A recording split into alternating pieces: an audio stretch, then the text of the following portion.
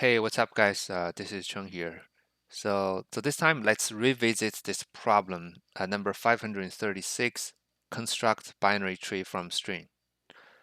So I think a long time ago, I uploaded a video regarding this problem. In that video, I used like a regular DFS or a recursive function, a recursive solution to solve this problem.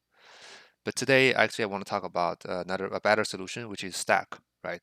But okay, anyway, first let's take a look at this problem here. So we need to construct a binary tree from a string consisting of parentheses and integers, right?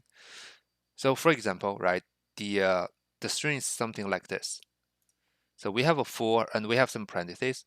You know, basically open and the close parentheses means that that's the number, right? That's the number of that node. So for this one, we have 4, and after 4 we have 2, right? And after 2 we have another 3, which is the left node, and then we have 3, and then we have 1, which is the right node of 2, and then we have 6, 5, so on and so forth, right? And then another thing is we have to be careful is that the number could be a negative number here, right? And yeah, so and the string only consists of left open and ending and then the parentheses and like a negative sign here. Okay, so I mean a traditional way or a first approach is to use the recursive call, right? Basically, every time, let's say we have 4 here, right? We had 4, and then okay, so the first time we see another a left parenthesis, we need to find the matching end parenthesis for this one, right? So we have this parenthesis here, and then the matching parenthesis is here, right? Similarly for for second part, and if we have that beginning and ending parentheses, we can do a recursive call. Basically, what's left in the middle between these parentheses are everything on the left subnode, right? So we can do a recursive call, and we can assign whatever in that substring, right? Between these parentheses into the left node of the 4, and then we can assign the rest into the second part into the right parentheses, into the right node, right? So we do this recursively so that we can build in the entire tree, right? So if you want to see that recursive approach, you can search my the other videos, right? But for that one, as you guys can see, first we are like we're double processing each of the node here, right? Because to be able to find the matching end parentheses, we have to start looping from the left parentheses to the end so that we can find the matching parentheses. And then later, and then we have, after finding that, we also do a substring of that, and then we pass this one into like the recursive function, right? That's gonna be a little bit slower, right? And again, right, so for this kind of recursive functions, we might hit this kind of maximum recursive call stack exception. So given those two issues, we should consider solving this problem by using a stack. Right. So how a stack works? Basically, the stack works is also pretty straightforward. So every time when we see a numbers, right, we push it into the stack. Of course, we're gonna create a node by using that number, and then we're gonna push it into the stack. And similarly, for this kind of a left parenthesis, we can simply ignore the left parenthesis, because the left parenthesis simply means that we are starting a new number. And when we see a right end parenthesis, we pop the stack, we pop the top element from stack out, and then we're gonna assign that node into the current top value on the stack, which will be the parent of the current number. Right. For example, we have we have this one, right? So at the beginning, we're gonna push 4 into the stack, right? And then we see a 2, okay, then we're gonna push 2 into the stack. And then we see a 3, right? We're gonna push 3 into the stack. And then we see like the end parenthesis, so we pop 3 out, right? And then what's left on the top of the stack will be the parent of the current element, which means that we have 2 here, right? We're gonna assign assign 3 to the left child of 2 here, right?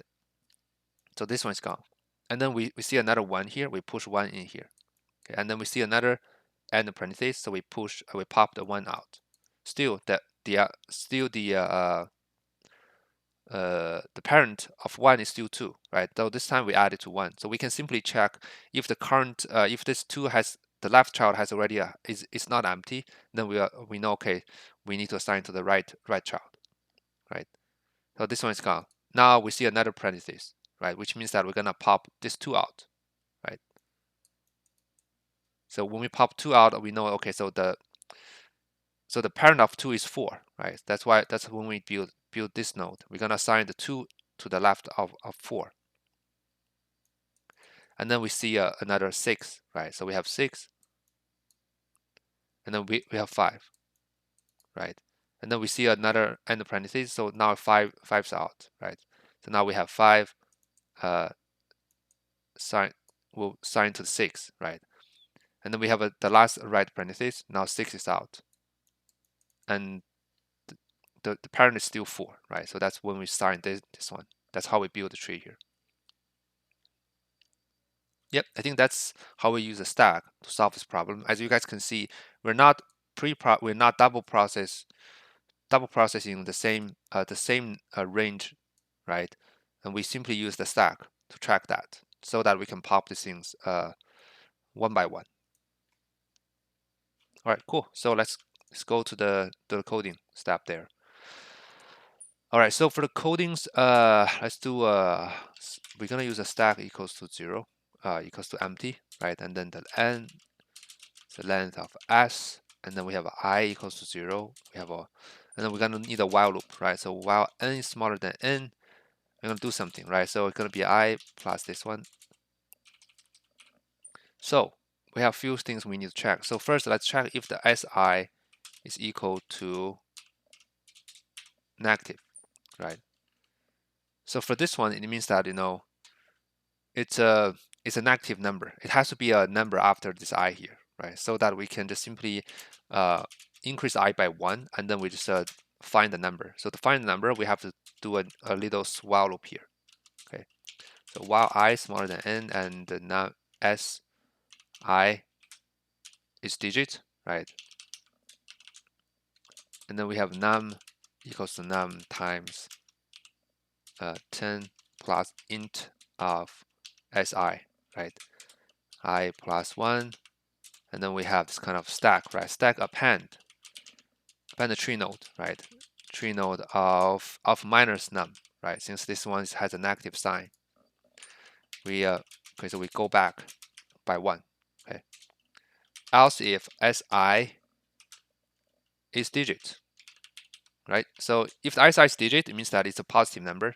We can simply copy this one, right? But this time, instead of this negative, we do this one, right? So the last one is the end parenthesis. We can simply ignore the left parenthesis because that's something we don't need, right? Basically, because that's something we always want to push, so we can simply ignore that. We only need to care about the right parenthesis because that's the time when we want to build the tree, right? Gonna stack dot pop, right? And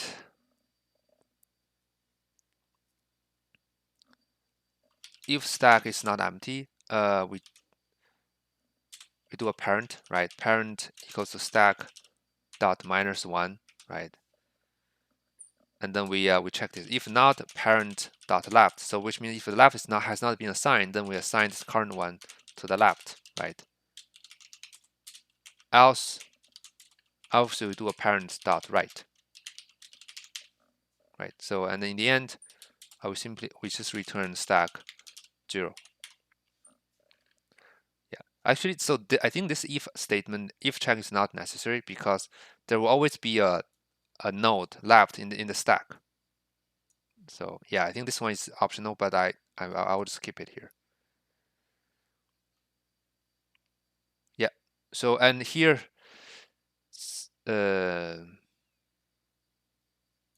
okay. So notice here, the length of s could be 0, right? So which means that if the length of s is 0, it means that it will not go into here. So if you do a stack 0, we will get what? We'll get the like the invalid index, right? Because in that case, the stack will not have anything. So to solve that, we can simply check if the not s, we simply return a none, right? Cool. So if I run the code, accept it, yeah, there you go. So it passed.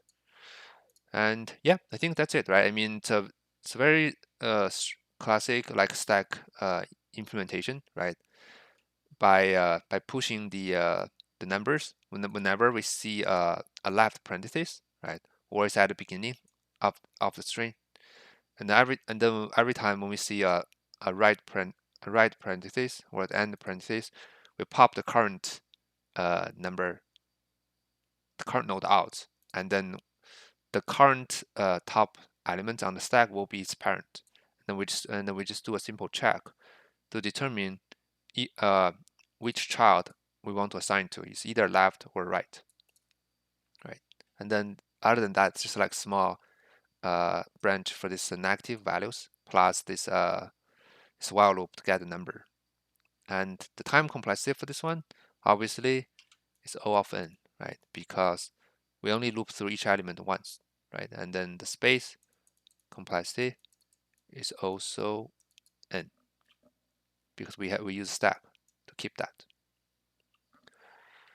Okay, cool. I think I'll just stop here and thank you for watching this video, guys, and stay tuned. See you guys soon. Bye bye.